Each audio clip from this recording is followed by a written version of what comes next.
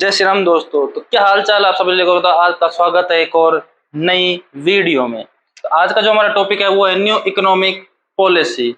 अगर ये इस नाम से नहीं जानते तो इस नाम से जरूर आप जान देंगे, एलपीजी पॉलिसी 1991। यहाँ पे एलपीजी का मतलब लिक्विफाइड पेट्रोलियम गैस होता है, वो साइंस में होता है लेकिन हम पढ़ रहे हैं इकोनॉमिक्स, तो यहाँ पे लिक्विफाइड पेट्रोलियम गैस नहीं है। एल का मतलब है लिबरलाइजेशन, पी का मतलब है प्राइवेटाइजेशन और जी का मतलब है ग्लोबलाइजेशन। तो यहाँ पे हम कौन सी पॉलिसी पढ़ रहे हैं? लिबरलाइजेशन, प्राइवेटाइजेशन और ग्लोबलाइजेशन। ये जो पॉलिसी है इंडिया में इंट्रोड्यूस हुई थी 1991 में। कब हुई थी इंट्रोड्यूस? 1991 में। इसको हम इकोनॉमिक रिफॉर्म्स भी बोलते हैं। इकोनॉमिक रिफॉर्म्स, फॉर्म का मतलब बनाना और रिफॉर्म्स का मतलब दोबारा से बनाना। तो इकोनॉमिक पॉलिसी जो दोबारा बनाई गई थी इसलिए हम इसको क्या बोलते हैं? इकोनॉमिक रिफॉर्म्स बोलते हैं। इकोनॉमिक रिफॉर्म्स क्या बोलते हैं? इससे प्रीवियस में वीडियो बनाई थी, मैंने उस आपको पूरी स्टोरी बताई थी कि यहाँ तक हम कैसे पहुंचे। थोड़ा सा बिल्कुल शॉर्ट में आपको समझा देता हूँ कि 1950 से 1990 तक जो इंडस्ट्री सेक्टर है उसमें प्राइमरी जो रोल है वो प्ले किया था गवर्नमेंट ने। इसका मतलब मोस्ट जो प्राइमरी रोल प्ले किया था गवर्नमेंट ने किया था, सेकेंडरी रोल प्राइवेट का था। इसका मतलब सारी जो अंडरटेकिंग्स थी वो किसके पास थी? गवर्नमेंट के पास थी। लेकिन गवर्नमेंट उतना अच्छा परफॉर्म नहीं कर पाई जितना हमें हमारी इकोनॉमी को रिक्वायरमेंट थी, उससे कम परफॉर्मेंस थी, पुअर परफॉर्मेंस थी, बहुत ज्यादा हैवी लॉसेज हो रहे थे, इनएफिशिएंट थी। तो इसकी वजह से हमारे पास जो रिजर्व नहीं बचा बिल्कुल भी। कंट्री के पास जो रिजर्व बचा था वो 14 टू 15 डेज का रिजर्व बचा था, उससे ही सिर्फ कंट्री को हम चला सकते थे, उसके अलावा हमारे पास कोई रिजर्व नहीं बचा था। तो यहाँ पे उस टाइम पे doctor Manmohan Singh finance minister थे और पीवी नरसिम्हा राव यहाँ पे प्राइम मिनिस्टर थे। तो इन दोनों ने डिसाइड किया, इन्होंने डॉक्टर मनमोहन को बोला कि कुछ करो। तो यहाँ पे हम आईएमएफ के पास गए थे, वर्ल्ड बैंक के पास गए थे लोन लेने के लिए। लोन लेने के लिए हमने यहाँ पे गोल्ड गिरवी रखा और लोन लिया। लेकिन जब हम लोन लेने के लिए गए तो आईएमएफ ने कुछ कंडीशन रखी। उस कंडीशन को फॉलो करने के चक्कर में हमने किसका इंट्रोडक्शन किया? एलपीजी पॉलिसी 1991 का हमने यहाँ पे इंट्रोडक्शन कर दिया। तो यहाँ पे पीछे पूरी स्टोरी ये थी। अगर पूरी डिटेल में आपको जानना है तो पीछे जाके वीडियो को देखो। तो इसका मतलब अगर मैं शॉर्ट में बोलूँ, 1991 से पहले इंडिया में या इंडियन इकोनॉमी चलता था LQP। एल का मतलब लाइसेंस। इसका मतलब आपको कोई भी एंटरप्राइज एस्टेब्लिश करनी है, मैं प्राइवेट इंडिविजुअल हूं, मुझे कोई भी एंटरप्राइज एस्टेब्लिश करनी है तो उसके लिए क्या लेना पड़ेगा? मुझे गवर्नमेंट से लाइसेंस लेना पड़ेगा। और अगर मेरी ऑलरेडी कोई इंडस्ट्री सेटअप है या कोई एंटरप्राइज सेटअप है, उसकी मैं ग्रोथ करना चाहता हूं, तो भी मुझे क्या लेना पड़ेगा? गवर्नमेंट से लाइसेंस लेना पड़ेगा। इसका मतलब पहले लाइसेंसिंग पॉलिसी चलती थी। क्यू का मतलब है कोटा। जो प्राइवेट सेक्टर था उसका कोटा फिक्स था कि आप इतना ही प्रोडक्शन करोगे, इतने इंडस्ट्री में पार्टिसिपेट करोगे, यहीं पर आप रोल प्ले करोगे। इसका मतलब यहाँ पे भी कुछ ना कुछ रेस्ट्रिक्शन थी। और पी का मतलब है परमिट। अगर आप एक्सपोर्ट इंपोर्ट करोगे कुछ भी तो गवर्नमेंट से क्या लेनी पड़ेगी? आपको परमिशन लेनी पड़ेगी। इसका मतलब हम देखें तो इस हिसाब से हमारी इकोनॉमी जो थी वो क्लोज्ड इकोनॉमी थी। क्लोज इकोनॉमी मतलब हमने इकोनॉमी के अपने दरवाजे बंद कर रखे थे, हम बाहर वालों के साथ कुछ भी डीलिंग नहीं करना चाह रहे थे और गवर्नमेंट ने सारा रोल अपने पास रखा था और गवर्नमेंट ऐसे काम नहीं हो तो एलपीजी पॉलिसी इंट्रोड्यूस की। तो इस एल को हमने रिप्लेस किया एल से ही। जो नया एल है उसका मतलब है लिबरलाइजेशन। इसका मतलब पहले आपको लाइसेंस लेना पड़ता था, अब कहीं ना कहीं लाइसेंसिंग पॉलिसी को यहाँ पे अबोलिश किया गया, खत्म किया गया। पहले कोटा था, अब उसकी जगह पे आ गया पी। इसका मतलब जहां जहां पे प्राइवेट सेक्टर के लिए कोटा फिक्स था कि यहीं पे कर सकते हो, उससे ज्यादा आप नहीं कर सकते प्रोडक्शन, यहाँ पे रोल, वहां पे सब कुछ गवर्नमेंट ने क्या किया? कोटा से प्राइवेटाइज कर दिया। इसका मतलब प्राइवेट सेक्टर का रोल यहाँ पे इंक्रीज किया है, क्योंकि आपको पता है प्राइवेट सेक्टर वाले फुल एफिशिएंसी के साथ काम करते हैं, प्रॉफिट जनरेट किया, प्रॉफिट मैक्सिमाइजेशन के लिए काम करते हैं। पहले पी का मतलब परमिट था, इसको रिप्लेस कर दिया जी से। जी का मतलब ग्लोबलाइजेशन। इसका मतलब अब आपको एक्सपोर्ट और इंपोर्ट करने के लिए कोई भी परमिशन की रिक्वायरमेंट नहीं है। पहले हम किसी भी एक्सपोर्ट इंपोर्ट के लिए भाई इतनी क्वांटिटी में इंपोर्ट कर सकते हैं, इसी क्वालिटी का हम इंपोर्ट कर सकते हैं, इसी चीज का हम इंपोर्ट गवर्नमेंट परमिशन लेने के बाद कर सकते हैं, ये सब तरीके थे। अब ग्लोबलाइजेशन कर दिया, हमारी डोमेस्टिक इकोनॉमी को बाहर की इकोनॉमी के साथ इंटीग्रेट कर दिया। अब हम एक्सपोर्ट भी कर सकते हैं, इंपोर्ट भी कर सकते हैं, इसलिए हर चीज के लिए आपको लाइसेंस लेने की या परमिशन लेने की जरूरत नहीं है। तो वन बाय वन हम सबको देखते हैं। तो आज का जो हमारा मेजर फोकस रहने वाला है वो रहने वाला है लिबरलाइजेशन पे। सबकी एक अलग अलग बड़े बड़े टॉपिक है, सबके लिए अलग अलग से क्या बनाएंगे हम? वीडियो बनाएंगे।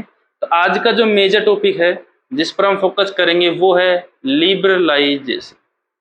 अभी बताया लिबरल का मतलब आसान, लिबरल का मतलब आसान प्यार से, इसका मतलब क्या है? Freedom to producing units. तो प्रोड्यूसिंग यूनिट मतलब यहाँ पे क्या है? प्राइवेट सेक्टर हम बोल सकते हैं, freedom to private sector from the control of government. देखो सीधी सी बात है, अभी हमने पढ़ा कि हर चीज के लिए आपको लाइसेंस लेना पड़ेगा, अगर नई प्राइवेट इंटरप्राइज स्टैब्लिश करनी है तो लाइसेंस। आप ऐसे समझो, फॉर एग्जांपल ये मेरा एक प्लांट है, ये मेरा एक प्लांट है, यहाँ पे मैं अपना बिजनेस कर रहा हूँ। अगर मुझे पहले एक और प्लांट स्टैब्लिश करना है तो इसके लिए क्या लेना पड़ेगा? गवर्नमेंट से पहले लाइसेंस लेना पड़ेगा, उसके बाद ही मैं एक और प्लांट बना सकता हूँ। ये 1991 से पहले की बात है। एक MRTP आपने एक्ट पढ़ा होगा, मोनोपोली रेस्ट्रिक्टिव ट्रेड प्रैक्टिस। तो गवर्नमेंट ने एक तरीके से मोनोपोली बना रखी थी, ट्रेड बैरियर्स लगाए हुए थे बहुत सारे। लेकिन अब गवर्नमेंट ने क्या किया है? LPG इंट्रोड्यूस की है, लिबरलाइजेशन पॉलिसी इंट्रोड्यूस है। उसमें क्या है कि प्राइवेट सेक्टर को थोड़ी बहुत फ्रीडम देने की यहाँ पे बात की गई है कि हम प्राइवेट सेक्टर को फ्रीडम देंगे ताकि वो फ्रीली अपना काम कर सकते, ज्यादा से ज्यादा वो प्रोडक्शन करे, फुल एफिशिएंसी के साथ प्रोडक्शन करे, ताकि हमारी GDP इंक्रीज हो, हमारे एक्सपोर्ट में हेल्पफुल हो। जैसे हम एक्सपोर्ट करेंगे तो हमारे पास फॉरेन करेंसी आएगी। तो freedom to produce from the control of government sector, either directly control और इनडायरेक्ट। कुछ चीजों में डायरेक्ट कंट्रोल था, कुछ चीजों में इनडायरेक्ट कंट्रोल था। IPR 1956 पढ़ा होगा आपने, वहां पर देखा होगा। तो दोनों कंट्रोल से यहाँ पे फ्रीडम दी है किसको? प्रोड्यूसिंग यूनिट्स को। यहाँ पे प्रोड्यूसिंग समझ में नहीं आ रहा तो समझ लो प्राइवेट सेक्टर को यहाँ पे फ्रीडम दी कि आप अपना इजीली काम करो, कोई दिक्कत की बात नहीं, हम आपको फ्रीडम देते हैं, लाइसेंस लेने की बार बार आपको जरूरत नहीं है। तो यहाँ पे लाइसेंसिंग पॉलिसी को एबोलिश किया था। सिंपल सा बोले तो लाइसेंस को क्या किया था? रिमूव कर दिया था, अब लाइसेंस लेने की जरूरत नहीं है। अब ये देखते हैं कि इसमें कौन कौन से रिफॉर्म्स किए थे। ये भी तो हमें पता होना चाहिए ना कि लिबरेशन पॉलिसी लेके आए थे, कौन कौन सी चीजें यहाँ पे गवर्नमेंट ने की थी। तो इसमें मेजरली हमने 5 रिफॉर्म्स किए थे, तो उसमें से बारी बारी पढ़ते हैं। First reform is related to industrial sector, industrial sector reform. ठीक है, अगर इंडस्ट्रियल सेक्टर रिफॉर्म जानने से पहले मैं आपको बता दूं 1991 से पहले क्या था।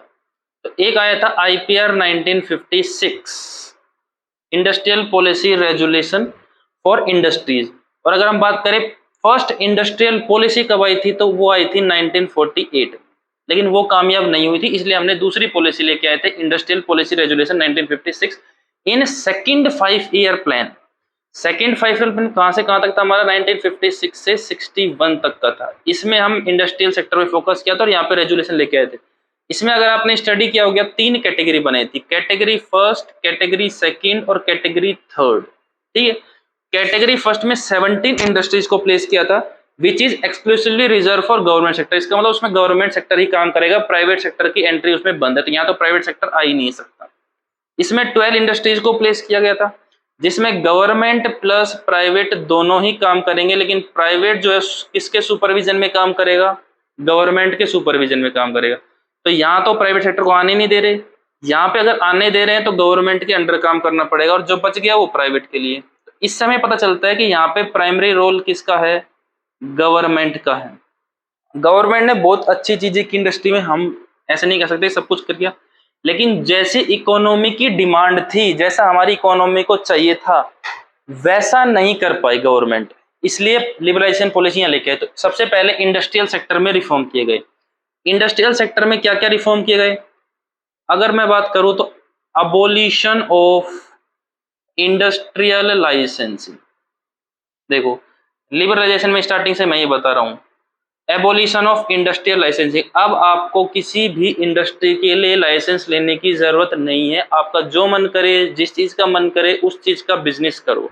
तो यहाँ पे क्या कहता? Simple, removal of licensing policy, licensing policy का रिमूवल कर दिया था।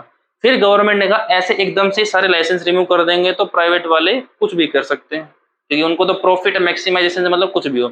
फिर यहाँ पे गवर्नमेंट ने बोला कुछ स्पेसिफिक इंडस्ट्रीज है जिनके लिए आपको क्या लेना पड़ेगा? लाइसेंस लेना पड़ेगा। कौन कौन सी इंडस्ट्री? भाई कोई इंडस्ट्री रिलेटेड हो लीकर से, लीकर आप सभी जानते हो, ह्यूमन, सीधा एल्कोहल, दारू, इसके लिए आपको क्या लेना पड़ेगा? लाइसेंस लेना पड़ेगा।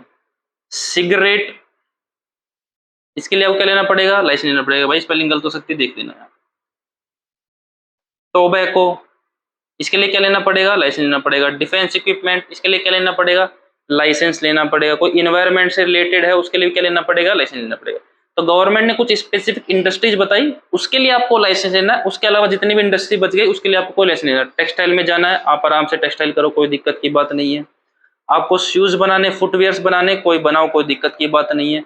और किसी इंडस्ट्री के लिए आपको लाइसेंस लेना है, बस स्पेसिफिक इन 4-5 इंडस्ट्रीज के लिए लाइसेंस पॉलिसी रखी गई थी। ठीक है, तो सबसे पहले काम क्या किया? लाइसेंसिंग पॉलिसी को रिमूव किया गया। फिर सेकंड काम क्या किया गया? मतलब सेकंड नहीं, मतलब जो जो किए थे मैं बता रहा हूँ, ऐसे मेरे मुंह से निकल जाता है। First second, contraction of public sector. Contraction का मतलब अगर प्योर हिंदी में बात करो तो इसका मतलब होता है संकुचन, और थोड़ी कम हिंदी में बात करें तो होता है कमी, और थोड़ी कम इंग्लिश में बात करें तो होता है डिक्रीज। ठीक है, देखो पब्लिक सेक्टर ने अपना रोल जो है वो क्या किया था बेटा? कॉन्ट्रैक्ट किया था। कॉन्ट्रैक्ट मतलब कम कर लिया। अभी मैंने बताया शेड्यूल फर्स्ट में गवर्नमेंट ने प्लेस की थी 17 इंडस्ट्रीज, जिसमें सिर्फ गवर्नमेंट सेक्टर ही रोल प्ले करेगा और उसके अलावा प्राइवेट सेक्टर वहां पे रोल प्ले नहीं करता। लेकिन 1991 की पॉलिसी में गवर्नमेंट ने क्या किया? इन 17 रिजर्व इंडस्ट्रीज को रिड्यूस्ड करके 8 इंडस्ट्रीज कर दिया। देखो पहले गवर्नमेंट के पास कितनी इंडस्ट्री रिजर्व थी? 17, उसको रिड्यूस करके कितना कर दिया? 8 कर दिया। फिर 2000 के पास इसको 5 किया। फिर इसको प्रेजेंटली देखा तो 3 इंडस्ट्रीज ऐसी है जिसमें गवर्नमेंट के लिए स्पेसिफिकली एक्सक्लूसिवली रिजर्व, उसमें प्राइवेट सेक्टर है ही नहीं। उसके अलावा कोई ऐसी इंडस्ट्री नहीं है जिसमें प्राइवेट सेक्टर नहीं है। बताओ कौन कौन से?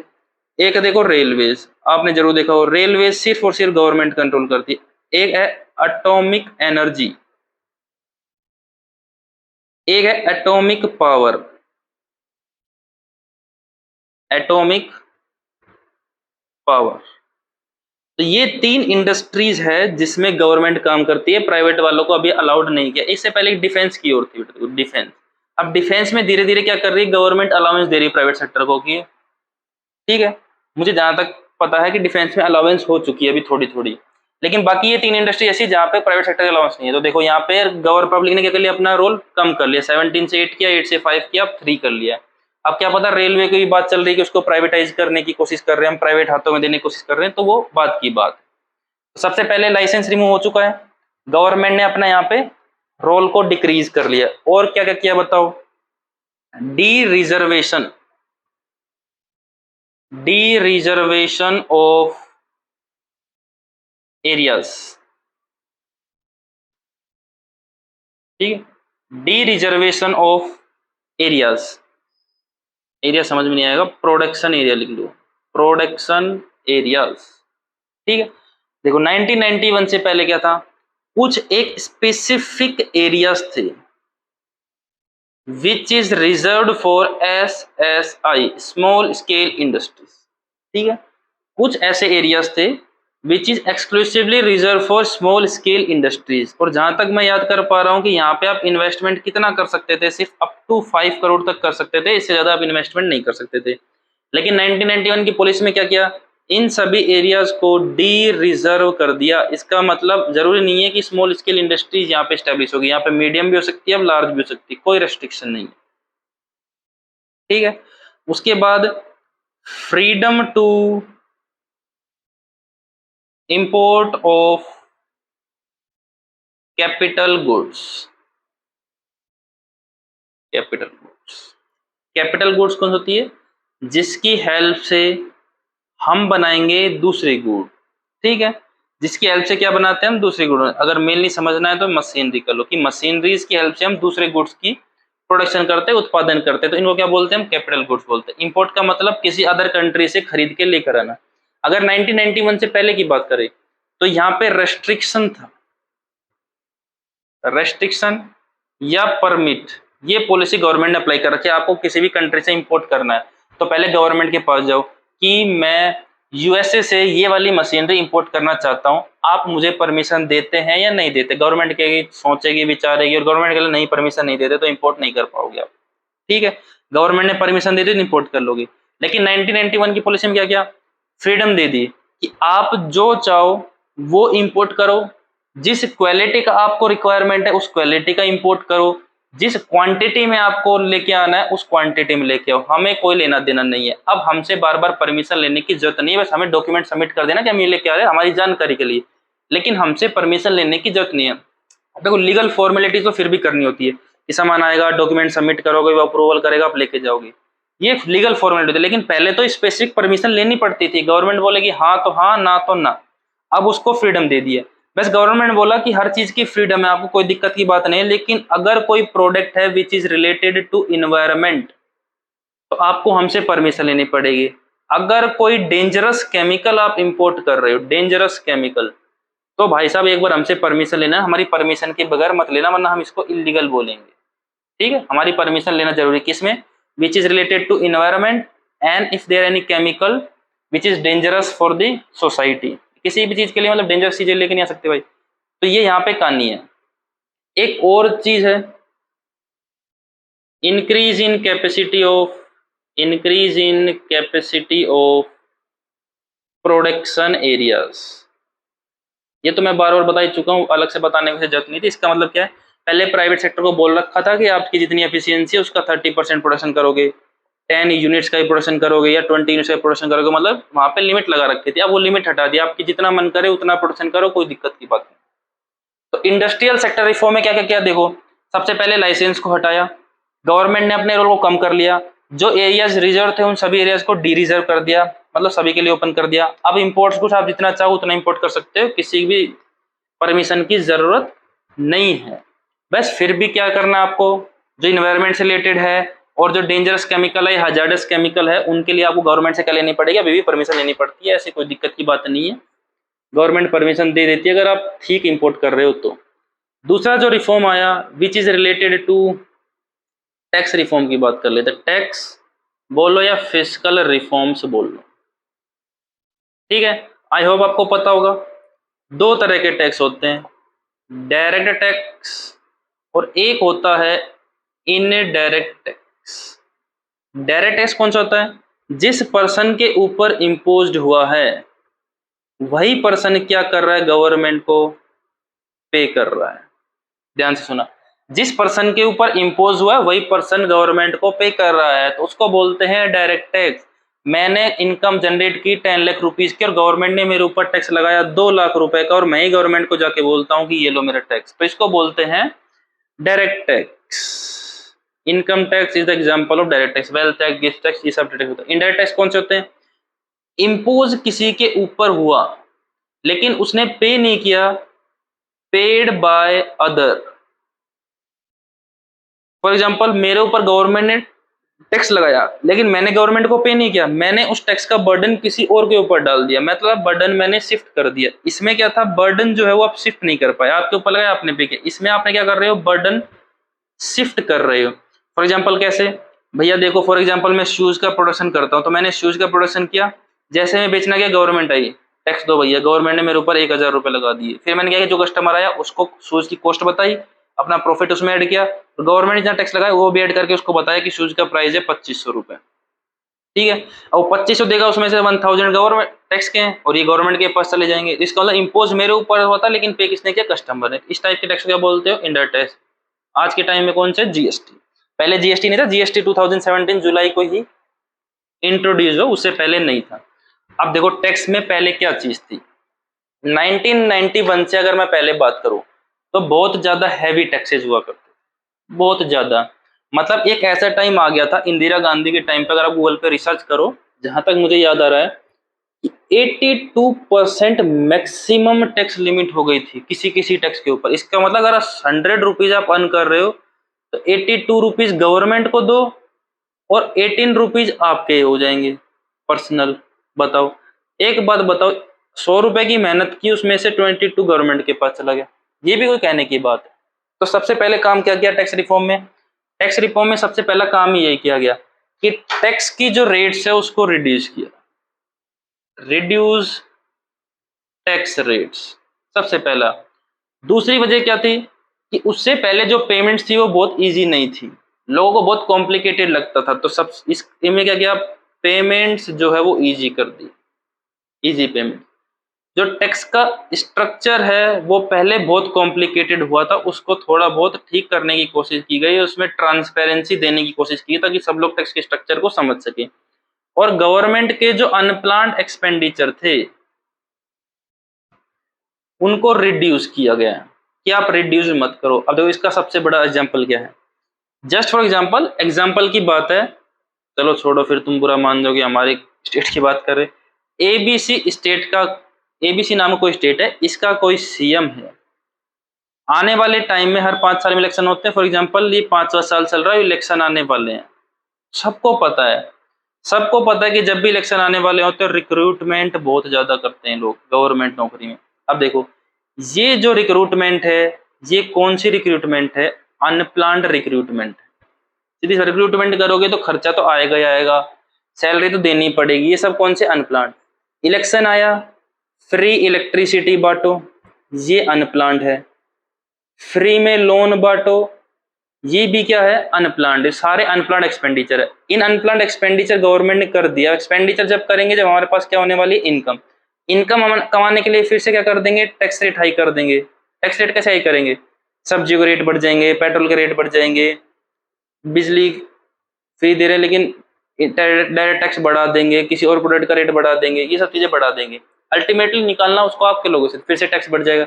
इसलिए गवर्नमेंट के अनप्लान एक्सपेंडिचर क्या किया, यहाँ पे रिड्यूस किया कि गवर्नमेंट कोई भी एक्सपेंडिचर करे उसको पहले प्लानिंग करे ताकि उसके लिए हमें इनकम जनरेट कर सके और फिर एक्सपेंडिचर हो। ऐसे नहीं है कि अपनी मर्जी से कुछ भी एक्सपेंडिचर करो। इससे गवर्नमेंट के ऊपर जोर नहीं आता, स्टेट के ऊपर ही जोर आता है, आम पब्लिक के बाद ही जोर आता है। इलेक्शन जैसे खत्म होते फिर सारी चीजें महंगी करके वापस निकाल लेते हैं आपसे, और कुछ नहीं लेना देना है। तो टैक्स रिफॉर्म में क्या किया था, मेनली टैक्स रिफॉर्म में अगर मैं बोलूं तो टैक्स रेट्स को क्या किया गया है, रिड्यूस किया गया है। अगर आप अभी भी देखो कैलकुलेशन करके तो अराउंड 42 to 43% जो है मैक्सिमम टैक्स लिमिट है। इसका मतलब 100 रुपीज कमाओगे तो 43 गवर्नमेंट को दोगे और अपने पास, ये मैक्सिमम है बेटा, सबके लिए नहीं है, ये मैक्सिमम है, यहाँ अपने ऊपर एप्लीकेबल लगा लो। उसके बाद किया गया है इसके बारे में, फाइनेंशियल सेक्टर के बारे में बात करते हैं। Financial sector reform, financial sector reform. अब फाइनेंस सेक्टर क्या होता है, फाइनेंशियल बेटा, फाइनेंशियल का मतलब होता है पैसा। फाइनेंस का मतलब क्या होता है, पैसा। सीधी भाषा में बात करें तो फाइनेंस का मतलब क्या होता है, पैसा। और पैसा किसके पास होता है, कौन कंट्रोल करता है, banking and non banking institutions. Banking and non banking institutions करते हैं। और स्टॉक एक्सचेंज मार्केट में पैसा बनता है, इसको हम इंक्लूड करते हैं क्योंकि इसमें सभी कंपनीज के शेयर लिस्टेड होते हैं। और फॉरेन एक्सचेंज मार्केट, ठीक है। स्टॉक एक्सचेंज की आपने नाम सुना होगा, बीएससी, एनएससी, ये सब स्टॉक एक्सचेंज है। फॉर एग्जाम्पल अमेरिका का होता है नास्डॉक, ठीक है। हर कंट्री का अपना अपना स्टॉक एक्सचेंज होता है, फॉरेन में सभी का लगा लेंगे हम, ठीक है। अब देखो बैंकिंग सेक्टर रिफॉर्म में क्या किया गया, इसमें जो मेन पॉइंट है वो मेन पॉइंट मैं आपको बता देता हूँ। वैसे अगर इसमें डिटेल में पढ़ोगे तो दुनिया भर की चीजें कोई काम की नहीं है आपके एग्जाम पॉइंट ऑफ व्यू से कौन सा काम का है। देखो सीधी सी बात है, कौन कंट्रोल करता है बैंकिंग को, आरबीआई कंट्रोल करता है, ये तो सभी को पता है। Reserve bank of India is the controller of commercial bank या banking sector, it is the supreme bank of India, सबको कंट्रोल करता है। तो अगर मैं बात करूं बिफोर 1991, तो इसका जो रोल था वो था ए रेगुलेटर। इसका मतलब सबको रेगुलेट करेगा, कंट्रोल करके रखेगा, मेरी परमिशन के बिना एक कदम भी इधर से उधर नहीं रख सकते, इसको बोलते हैं रेगुलेटर। लेकिन आफ्टर 1991 में इसका रोल चेंज करके कर दिया फैसिलिटेटर। फैसिलिटेटर अब आपको ये फैसिलिटी देगा, अब आपको ये कंसल्टेंसी देगा, अब आपको ये फ्रीडम देगा, अब आपको ये सलाह देगा, अब आपको ये सपोर्ट करेगा। देखो कितना, पहले था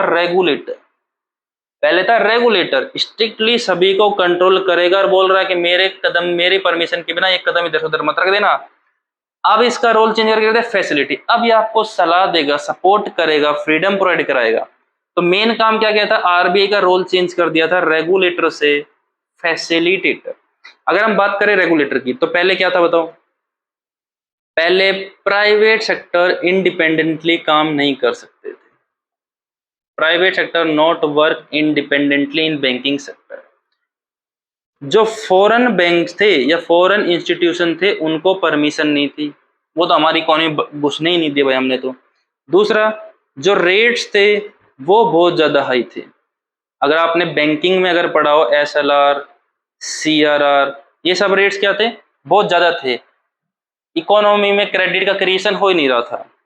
लेकिन जैसे ही रोल चेंज किया फैसिलिटेटर का, तो यहाँ पे प्राइवेट बैंक्स को अलाउंस दे दी।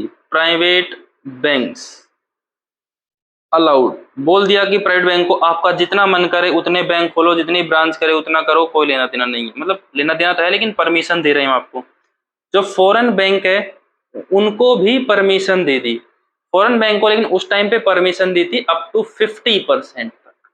अब उसको 100% कर दिया, लेकिन पहले कितनी थी, अप टू 50% तक 1991 में अलाउंस दी थी। ठीक है। और जो रेट्स थे उसको क्या किया, डिक्रीज किया। CRR को डिक्रीज किया, SLR को डिक्रीज किया, इन सबको क्या किया, डिक्रीज किया। क्यों डिक्रीज किया, ताकि इकोनॉमी में क्रेडिट क्रिएट हो सके, मनी बन सके। अगर इकोनॉमी में पैसा बनेगा नहीं तो प्रोडक्शन होगा नहीं, प्रोडक्शन होगा नहीं तो GDP बढ़ेगी नहीं, GDP बढ़ेगी नहीं तो इकोनॉमी अपने आप नहीं बढ़ेगी। इसलिए क्रेडिट क्रिएशन करने के लिए किया गया। और यहाँ पे क्या किया गया, free play of market forces. Free play of market forces. Economic student हो, मार्केट फोर्सेस का मतलब होना चाहिए कि अब जो मार्केट चलेगा वो डिमांड एंड सप्लाई पे चलेगा। पहले क्या होता था कि गवर्नमेंट की कंपनी थी, जो उसने बना दिया, लोगों को वही खरीदना होता था, उसके अलावा कुछ नहीं। अब यहाँ पे ला गए हैं डिमांड सप्लाई, तो लोग वही खरीदेंगे जो लोगों को पसंद आएगा, उसके ऊपर आप थोप नहीं सकते कि आप ये चीज खरीदो। यहाँ पे समझ आ गई बात। तो फाइनेंस सेक्टर में क्या किया गया था, RBI का रोल चेंज किया गया था, प्राइवेट बैंक्स को अलाउ किया गया है, फॉरेन बैंक को भी अलाउ किया गया है, और रेट्स को डिक्रीज कर दिया गया है, और मार्केट फोर्सेस के अकॉर्डिंग चलाने की परमिशन दे दी गई है। आई बात समझ में। नेक्स्ट है foreign exchange reform. Foreign exchange reforms. तो फॉरेन एक्सचेंज रिफॉर्म की बात करें तो फॉरेन एक्सचेंज का मतलब होता है other than domestic currency. Other than domestic currency, इसका मतलब हमारी डोमेस्टिक करेंसी को छोड़कर जितनी भी करेंसी है दुनिया में वो हमारे लिए फॉरेन एक्सचेंज। इसका मतलब हम कहें तो रुपीज को छोड़कर जितनी भी और करेंसी बच गई, डॉलर, यूरो, येन, पाउंड, सब क्या है यहाँ पे फॉरेन करेंसी हमारे लिए, फॉरेन एक्सचेंज है। तो इसमें क्या रिफॉर्म किया गया, पहले जो है वो फिक्स्ड एक्सचेंज रेट सिस्टम था। फिक्स्ड एक्सचेंज रेट सिस्टम अगर आपने नहीं पढ़ा है तो आपको सलाह दे रहा हूँ भैया, मैक्रो इकोनॉमिक्स का एक चैप्टर है फॉरेन एक्सचेंज, उसमें जाके आप आराम से पढ़ो, वहां पे चलेगा। मैं यहाँ पे शॉर्ट में बताऊंगा क्योंकि यहाँ पे डिटेल में बताने की कोई वो नहीं है, क्योंकि यहाँ पे टॉपिक अलग चल रहा है। तो फिक्स्ड एक्सचेंज रेट का मतलब क्या होता है, फिक्स्ड एक्सचेंज रेट का मतलब क्या होता है, फिक्स्ड एक्सचेंज रेट का मतलब होता है कि गवर्नमेंट खुद डिसाइड करेगी कि हमारा 1 रुपया कितने डॉलर के बराबर होगा। कौन डिसाइड करेगा, गवर्नमेंट डिसाइड करेगी कि हमारा 1 डॉलर कितने के बराबर होगा। इसमें पैरिटी वैल्यू सब होती है, वो हम यहाँ पे नहीं जाने वाले, सीधा सीधा मतलब ये है। तो पहले ये था। अब गवर्नमेंट ने क्या बोला, गवर्नमेंट ने बोला कि हमारा फॉरेन रिजर्व तो जा रहा है, हमारे फॉरेन रिजर्व का जो बैलेंस है वो जा रहा है, दिन बे दिन कम हो गया, हमारे पास तो पैसे ही नहीं बचे, 15-20 दिन के पैसे बचे हैं, उसके बाद तो इकोनॉमी ठप हो जाएगी, तो हमें बैलेंस को बढ़ाना है। अब देखो बैलेंस को बढ़ाना है तो गवर्नमेंट ने यहाँ पे क्या स्टेप उठाया, क्या रिफॉर्म लिया, जो आपको इसमें पढ़ने की जरूरत है। इसमें जो रिफॉर्म किया वो किया डीवैल्यूएशन। ये इंपॉर्टेंट है, डीवैल्यूएशन।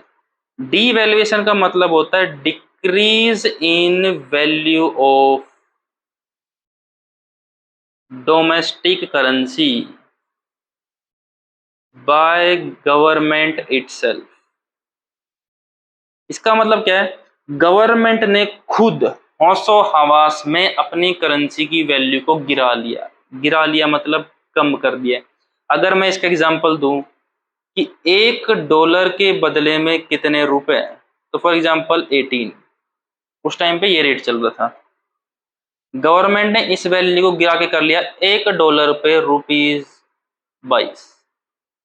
अब देखो यहाँ पे स्टूडेंट कंफ्यूज होते हैं, कन्फर्म है, मैं ये कह रहा हूँ कि 1 डॉलर के बदले में 18 कंट्री ने, इंडिया ने $1 को घटाकर कर लिया है 22 रुपीज। अब आपके दिमाग में घंटी बजती है बहुत बार, देखो हमें पता ही होता है स्टूडेंट के कहाँ पे घंटी बजेगी कि सर ये तो भाई ये तो बढ़ा है, 18 से 22 हो गया तो 4 रुपए बढ़ गया, और तुम तो बोल रहे हो यहाँ पे डिक्रीज कर लिया। देखो अब ऐसे नहीं सोचना है, ऐसे नहीं सोचना है, क्योंकि कुछ चीजें सीधे सीधे नहीं सोचनी होती, घुमा फिरा के सोचनी होती। कैसे सोचनी होती देखो जरा, $1 हमें पहले खरीदने के लिए कितने रुपए देने पड़ते थे? 18 रुपीज देने पड़ते थे। अब $1 खरीदने के लिए हमें कितने रुपए देने पड़ेंगे? 22 रुपए देने पड़ेंगे। इसका मतलब डॉलर महंगा हो गया है। अगर डॉलर महंगा हो गया इसका मतलब हमारी करेंसी की वैल्यू घट गई है, इसलिए डॉलर महंगा हो गया। तो ऐसे सोचना है, ठीक है। अब ऐसे सोचने से क्या होगा? तो गवर्नमेंट का जो फोकस था वो किस पे था? एक्सपोर्ट को बढ़ाने पे था। कैसे एक्सपोर्ट बढ़ेगा? जो अमेरिका में इंसान बैठा है वो सोचेगा पहले मैं $1 का अगर सामान खरीदता हूं इंडिया से, अगर मैं पहले इंडिया से 18 रुपए का सामान खरीदता हूं तो मुझको $1 देना पड़ता था। अब मैं उसी $1 में 22 रुपए का सामान इंडिया से खरीद सकता हूं। अगर मैं इसको और कम कर दूं, 30 कर दूं, तो इसका मतलब पहले मैं $1 में सिर्फ 18 रुपए के बराबर सामान खरीद सकता था, अब मैं $1 के बराबर में 30 रुपए का सामान इंडिया से खरीद सकता हूं। तो वो इंडिया से परचेज करने की क्वांटिटी को बढ़ा देगा। कौन? अमेरिका वाला। तो यहाँ से जाएंगे गुड्स, वहां से आएगा डॉलर, तो हमारा फॉरेन एक्सचेंज क्या होगा? इंक्रीज होगा। इसका मतलब एक्सपोर्ट बढ़ेगा तो फॉरेन रिजर्व बढ़ेगा, और हमें फॉरेन रिजर्व ही तो बढ़ाना है भाई, क्योंकि हमारा बैलेंस बहुत कम हो गया था। ठीक है, तो यहां तक आप समझ गए होंगे। तो फॉरेन एक्सचेंज में मेनली ये किया था, डीवैल्यूएशन किया गया था।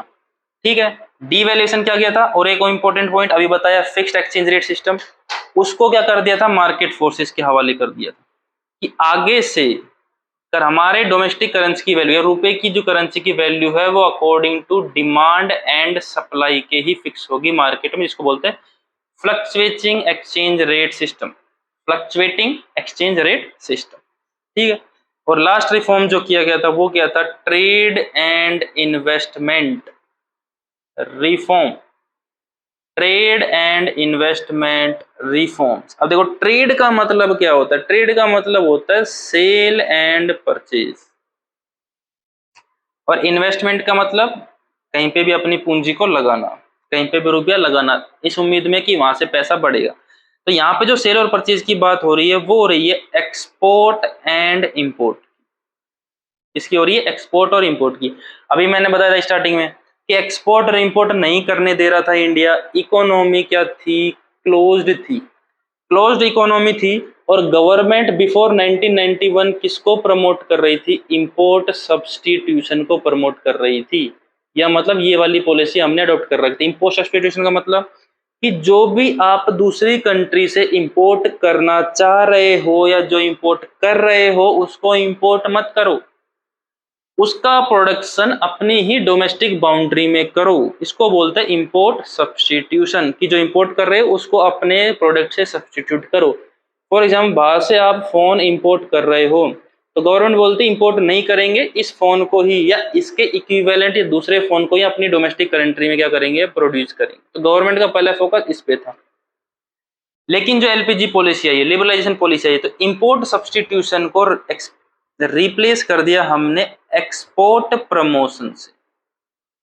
तो गवर्नमेंट किस पे ध्यान देगी? अब एक्सपोर्ट प्रमोशन से। जितना ज्यादा हो सके उतना एक्सपोर्ट करो, जितना ज्यादा हो सके उतना प्रोड्यूस करो ताकि एक्सपोर्ट कर सको। एक्सपोर्ट करोगे तो हमारे पास फॉरेन रिजर्व आएगा और हमारा फॉरेन रिजर्व इंक्रीज होगा।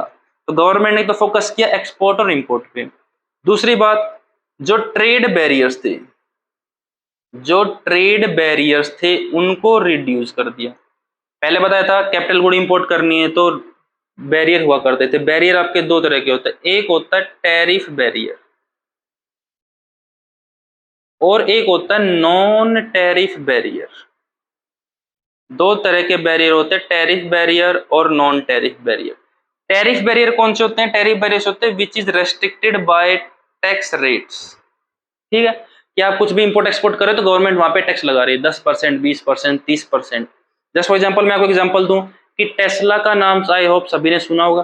लेकिन उसकी गाड़ी आपने इंडिया में नहीं देखी। इंडिया में नहीं देखने के पीछे रीजन कौन सा है? रीजन बेटा यही है, टैरिफ बैरियर। गवर्नमेंट ने टैरिफ बैरियर लगा रखा है। गवर्नमेंट कह रही है कि आप अपना प्रोडक्शन चाइना में करते हो, तो चाइना में करते हो तो चाइना में रखो, हमारे यहाँ पे बेचने की जरूरत नहीं है। अगर हमारी कंट्री में आपको अपनी टेस्ला को बेचना है तो प्रोडक्शन क्या करना पड़ेगा भैया? इंडिया में ही करना पड़ेगा, तभी हम आपको अलाउड करेंगे, अदरवाइज अलाउड नहीं करेंगे। बोला नहीं करूंगा, इंडिया में प्रोड्यूस नहीं करूंगा। अलाउड बोला इंडिया में प्रोड्यूस नहीं करूंगा, बोलो क्या कर लोगे?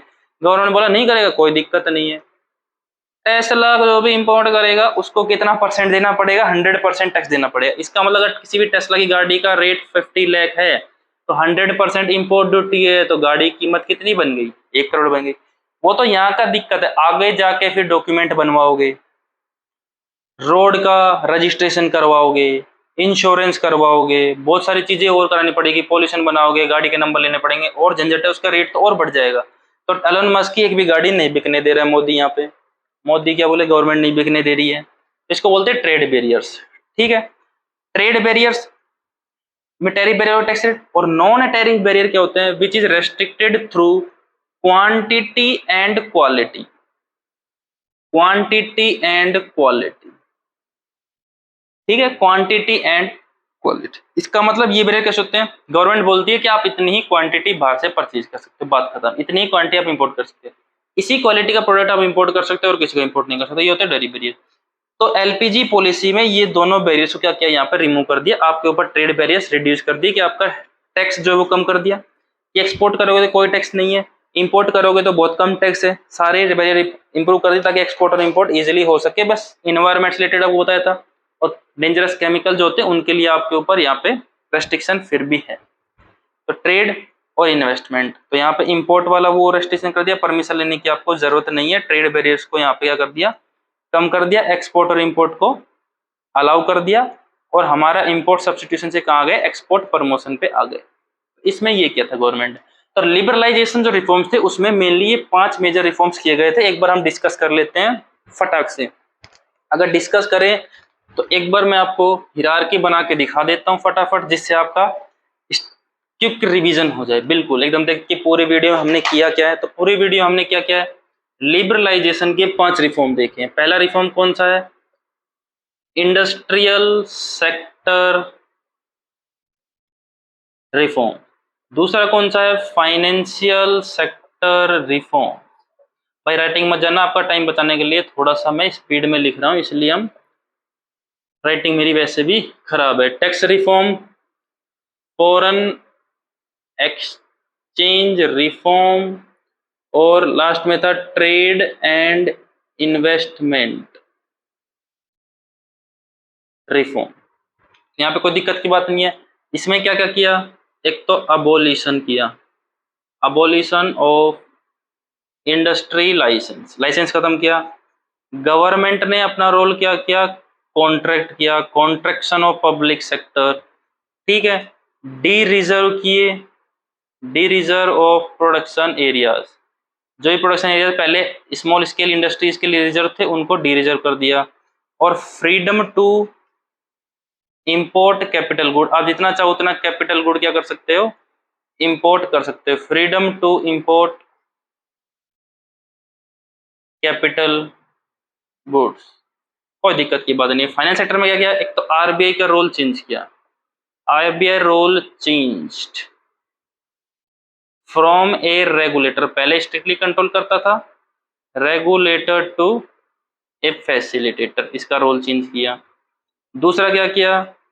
जो टैक्स रेट्स थे, फाइनेंस में पढ़ रहे हैं सॉरी, जो रेट्स थे, हाँ टैक्स रेट नहीं, जो सिर्फ रेट्स थे, सीआरआर वगैरह, एसएलआर, ये सब क्या किए? रिड्यूस किया।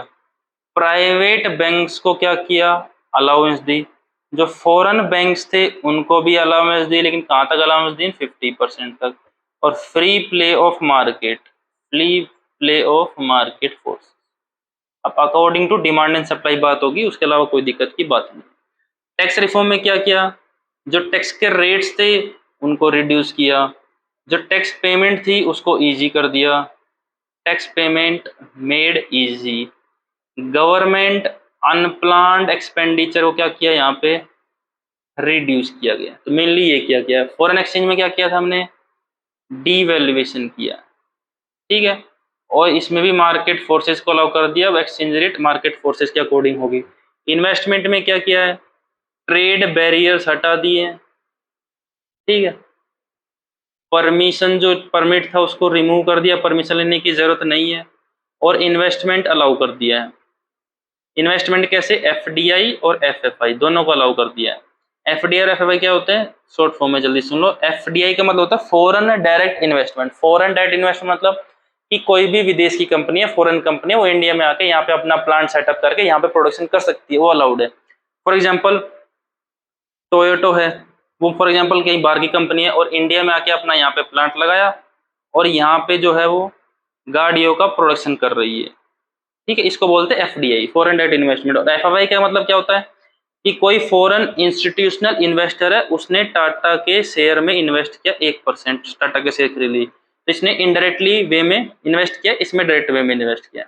तो यहाँ ये आपकी पूरी स्टोरी है लिबरलाइजेशन पॉलिसी की। लिबरलाइजेशन पॉलिसी में ये सब किया। आई होप आपको वीडियो पसंद आई हो। कोई डाउट है तो कमेंट कर देना, मैं उसको क्लियर कर दूंगा। धन्यवाद। सब्सक्राइब कीजिए, लाइक कीजिए।